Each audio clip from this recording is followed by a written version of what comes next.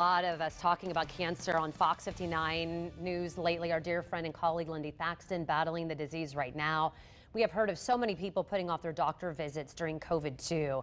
This weekend, there is an event that has one goal: get you to take action now, especially if you have a strong family history of cancer. Jennifer Perley is a nurse practitioner joining us live this morning, along with the owner of Notch 8 Athletics, Esther Steen. Ladies, good morning to you. Good morning. Hey, good to see you guys. Jennifer, I want to start with you as a nurse practitioner. I know this is something that you see every day, dealing with people that find out they have cancer. Tell us about the saliva test and how it can help certain people. Sure.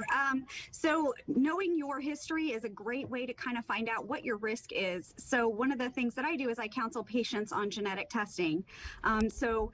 There's lots of different cancers that can run in people's families: breast, ovarian, colon, uterine, melanoma, pancreatic, stomach, prostate cancers.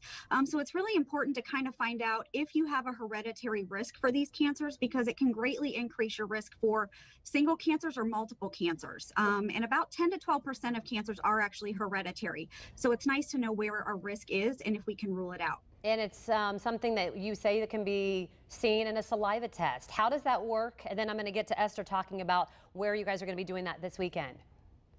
Sure, absolutely. So when we see a patient, we kind of assess what their risks are. If they do have like multiple cancers, young cancers, rare cancers in the family, and they meet criteria for testing, it's very easy. We do a saliva test. It's kind of, they just spit in a tube, kind of very easy. And then we send it off, and it identifies about 35 different genetic tests for 35 different genes over those 8 different types of cancers, and lets us know what our risk is, and if we need to take any additional action to try to prevent cancer as much as possible. Esther, I want to bring you into this conversation. Tell me about the event that's going on this weekend and why it's important to you. Yeah, we've been partnering up with IUS for the past year and a half now, receiving patients who have just finished chemotherapy and radiation, and they've been with us for an 8-week stint. And so we've been just rehabbing them, getting them back to strengthening and endurance and everything that they're wanting to get back on their feet. This event is from 9 to noon this weekend.